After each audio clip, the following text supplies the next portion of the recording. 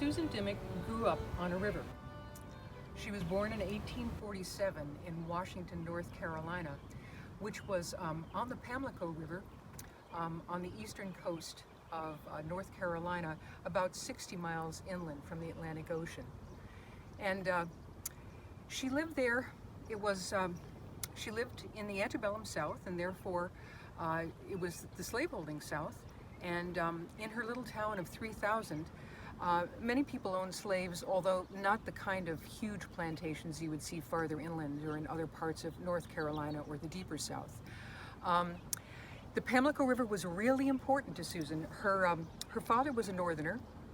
He was from Maine, and he was an abolitionist, and he didn't believe in slavery.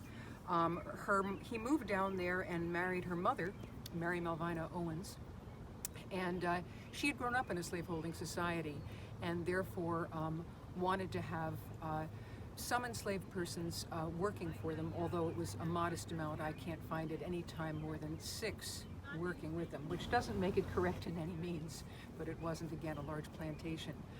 The Pamlico River was really important to the small community because shipbuilding and shipping were the mainstay of the economy. Even the streets were hard-packed dirt along with oyster shells crushed in.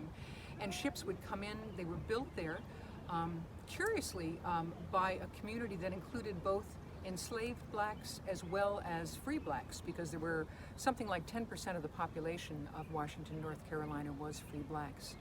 And they would build ships, repair ships, and also ships would come in all the time. There would be ships coming in from Maine bringing ice for refrigeration. Bonnets would come in from ships from Baltimore and New York, and the West Indies would bring in limes and oranges and all kinds of exotic things. So one can imagine Susan sitting or walking by this area by the river and thinking about other places in the world she would travel, which eventually did include Massachusetts as well as Europe and a lot of other places. So it's interesting that rivers did prove to be a consistent thing in Susan's life, because she grew up by the Pamlico, and then she ended up in Boston by the Charles River. In both cases, rivers were important both to recreation as well as to industry.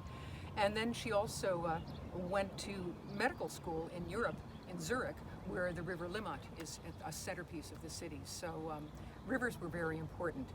Curiously, fires were also bookends of Susan's life, because she had to leave her home of Washington, North Carolina in the spring of 1864 because a fire consumed the town and her home, and also only a couple of months after she arrived to become the resident physician at the New England Hospital for Women and Children, the Great Fire of Boston came and decimated a huge amount of the town. But that's another story.